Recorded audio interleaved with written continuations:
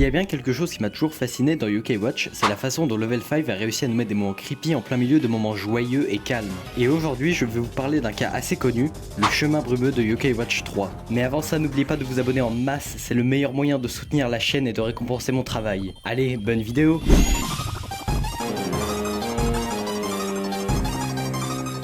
Le chemin brumeux est rempli d'événements chelous, que ça soit l'écran qui se retourne, une rencontre avec un humain sans visage ou encore se faire courser par une créature géante. Ouais, on peut dire que les développeurs se sont lâchés. Mais avant de vous parler de ça, j'aimerais qu'on s'intéresse au lieu où est situé le chemin brumeux, car en effet le chemin brumeux se trouve à côté de la gare de Verte-Plaine, une gare dans laquelle le scénario nous oblige à nous y arrêter une seule fois, mais à part ça, c'est à nous de choisir si on y retourne ou pas. Et donc si vous avez eu la bonne idée d'y retourner ou que dès la première fois vous l'avez exploré, eh bien vous allez découvrir ce fameux chemin brumeux. Et d'ailleurs on se rend vite compte que c'est la version Yokai Watch 3 du tunnel sans fin, qui est d'ailleurs fermé dans cet opus, grâce au panneau qui est très ressemblant à celui qu'on pouvait trouver à l'entrée de ce dernier. Bref, on y rentre et là...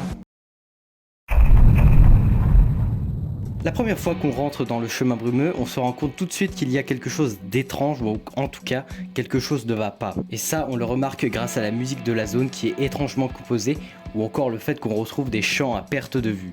Mais bref, on explore un peu le chemin et là on tombe sur plusieurs choses intéressantes comme un épouvantail qui nous propose de quitter le labyrinthe ou encore une cabine téléphonique abandonnée. Et là, ce chemin pourrait rester encore à l'état de bizarre mais pas de paranormal jusqu'à ce qu'on croise deux éléments assez perturbants. Déjà, on s'arrête au bord du chemin pour regarder un héron et quand on lui parle, eh bien, il va nous répondre. Ce qui est assez surprenant parce que de mémoire, un animal ça parle pas, mais si c'était que ça, on pourrait se dire que Nathan a juste rêvé, mais ça c'est jusqu'à ce qu'un train s'arrête à notre hauteur. Oui, vous avez bien entendu, un train sur un chemin de terre, sans aucune rail, nous propose de monter à l'intérieur pour au hasard soit nous faire avancer, soit nous faire reculer. Et dans notre cas, celui-ci va nous faire avancer et on a à peine le temps d'arriver et de digérer ce qu'il vient de se passer qu'on arrive déjà à la fin du chemin. On passe à travers une porte et là on arrive dans une zone de forêt avec une cascade et au-dessus de cette cascade, on voit une fillette qui plane au-dessus de l'eau. Alors on essaye de lui parler mais c'est impossible. Là maintenant c'est sûr, ce chemin contient quelque chose de paranormal. Alors on se dit qu'on va essayer de revenir le lendemain pour voir si on arrive à lui parler et si on obtient plus d'infos. On est le lendemain, alors on retourne dans le chemin qui paraît d'ailleurs toujours aussi flippant car rien n'a changé depuis la veille, mis à part quelque chose, car oui, aujourd'hui c'est comme si le chemin était devenu plus grand, ce qui est totalement impossible à la base. Bon, c'est pas grave, c'est pas ça qui va nous arrêter, alors on avance jusqu'à ce que l'écran se retourne de 180 degrés et que là, on croise un homme qui fait le poirier à l'envers. Quand on interagit avec lui, le jeu nous laisse le choix de soit le pousser, soit de ne pas le pousser. Alors pour voir, on le pousse et là, il tombe vers le bas. Le bas qui est maintenant le ciel et il semble d'ailleurs tomber à l'infini. Qu'est-ce qu'on a tué quelqu'un? Et en fait, est-ce que c'était quelqu'un justement? Car oui, depuis tout à l'heure, je ne vous parle pas des nombreux humains qu'on croise sur le chemin et qui ont tous des dialogues bien spécifiques mais qui sont tous totalement incohérents et qui n'ont pas l'air de se soucier d'être enfermés dans un chemin infini. Alors on peut se demander si en fait ces humains ne seraient que des esprits hantant le chemin et c'est pour ça que certains essayent de vous aider en vous rapprochant de la sortie ou que d'autres essayent de vous mettre des bâtons dans les roues en vous éloignant le plus possible. Mais donc ces esprits, pour être ce qu'ils sont devenus, ils ont bien dû être tués par quelqu'un ou quelque chose. Bref, mieux vaut éviter de penser à ça car l'écran vient de revenir à la normale et la sortie du chemin apparaît une nouvelle fois. Cette fois, on arrive dans une zone à l'aube qui contient un lac avec des fleurs de lotus dessus et une espèce de corniche japonaise au milieu. La fillette est toujours présente et on peut lui parler cette fois. Donc on lui parle et voici ce qu'elle nous dit. Là. Il est là. Déjà, on apprend le nom de la fillette qui s'appelle Dolores, mais surtout, qui est ce il? Est-ce que c'est la personne ou la chose qui a tué les humains du chemin brumeux, ou est-ce qu'elle parle de nous directement? Eh bien ça on ne le sait pas, mais en tout cas ce dont on est sûr maintenant, c'est qu'en revenant chaque jour au chemin, on en apprend de plus en plus. C'est maintenant le 3e jour qu'on rentre dans le chemin brumeux. Et aujourd'hui quelque chose a changé, car oui, pour la première fois, on a l'impression d'être observé. Mais bon, ce n'est qu'une impression pour le moment. Bon, c'est pas grave, on avance et à un moment, on croise un petit groupe de 4 danseurs japonais qui ressemblent à des yotoko, qui sont considérés comme des bouffons et qui sont censés faire une danse qui doit faire rire les plus jeunes comme les plus vieux. Mais dans notre cas, on se rend compte qu'après les avoir dépassés, eh bien on se transforme comme eux, c'est-à-dire en danseurs bouffons. Alors on fait quelques pas avant d'être retransformé en humain normal et vous avez fait attention à l'animation de retransformation en humain. Et cette animation ressemble étrangement à celle d'un yokai qui quitte un envoûtement. Et si ma théorie est vraie, eh bien ça confirme l'idée que les humains du chemin sont bel et bien des esprits ou peut-être donc des yokai. Bref, ce qui n'est pas une théorie, c'est le fait qu'on soit arrivé à la sortie du chemin.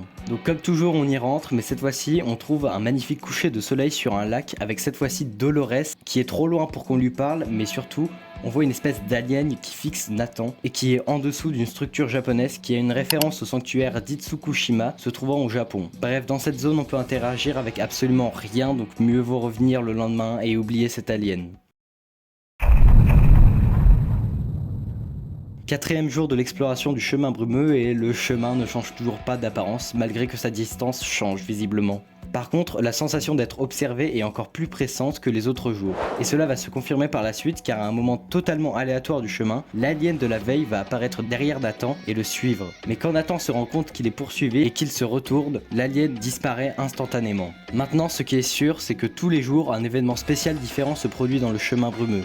Il faudra surveiller ça dans les prochains jours. Bref, après avoir encore un peu marché, on retrouve enfin la sortie du chemin et cette fois-ci, pas des lacs ou des étangs, mais directement une maison au milieu des bois. Donc on y rentre et on se rend dans la seule pièce disponible de la maison qui est la chambre de Dolores à l'étage. Quand on lui parle, elle nous dit de regarder par la fenêtre parce qu'un autre Nathan s'approche. Donc c'est bizarre et on regarde par la fenêtre, mais elle avait bel et bien raison. Un autre Nathan identique à nous apparaît, mais celui-ci se fait courser par l'alien et tous deux disparaissent au moment où l'alien arrive à la hauteur de Nathan. Après ça, on est directement TP à l'extérieur de la maison et on ne peut plus rentrer à l'intérieur. En tout cas, ce qu'on sait maintenant, c'est que cet alien a vraiment l'air d'en vouloir à Nathan, mais pourquoi? Eh bien peut-être qu'on aura une réponse au jour 5. Au jour 5, la sensation d'être observé a totalement disparu, ce qui est assez bizarre compte tenu que la veille, l'alien était toujours présent dans le chemin brumeux, et en voulait visiblement à Nathan. Bref, on avance et tout d'un coup, une gigantesque fenêtre apparaît dans les montagnes, dans le fond, et on y aperçoit Dolores, qui a l'air de pleurer à travers. D'ailleurs, pour parler de cette fenêtre, eh bien, elle ressemble étrangement à celle de la maison qu'on a explorée la veille.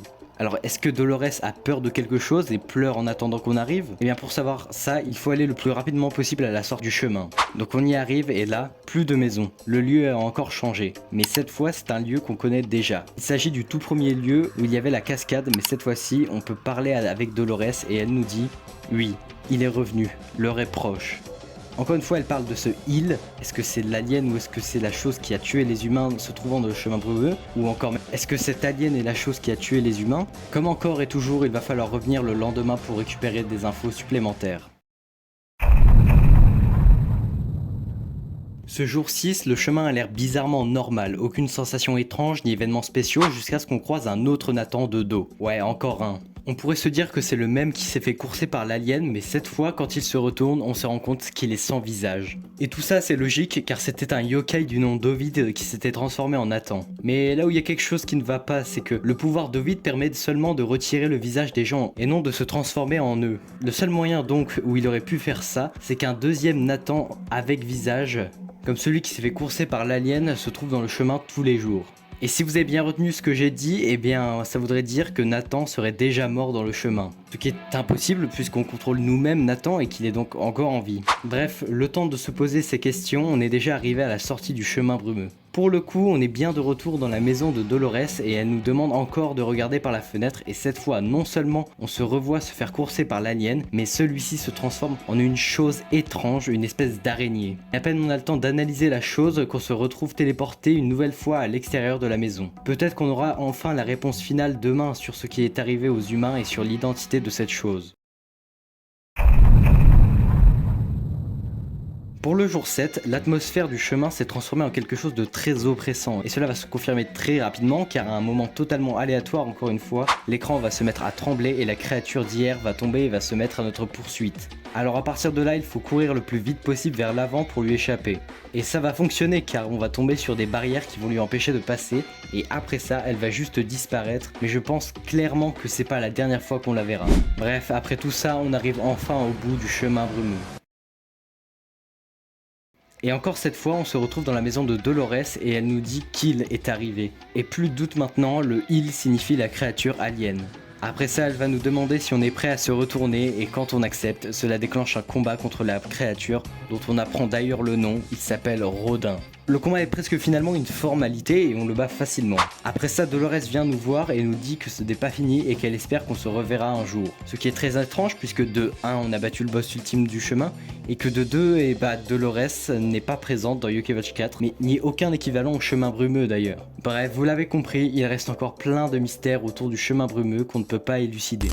J'espère que la vidéo vous a plu parce que j'ai tenté un format très différent de ce que je fais d'habitude. Dites-moi en commentaire si vous en voudriez d'autres vidéos comme ça et surtout n'oubliez pas le plus important, si vous voulez me montrer à quel point vous êtes dévoué à la chaîne, eh bien le like et l'abonnement car je vous rappelle qu'on vise les 1500 abonnés avant fin 2024. Surtout que c'est gagnant pour vous comme pour moi, donc un grand merci d'avance. Et moi je vous dis c'était Xamaz et à la prochaine.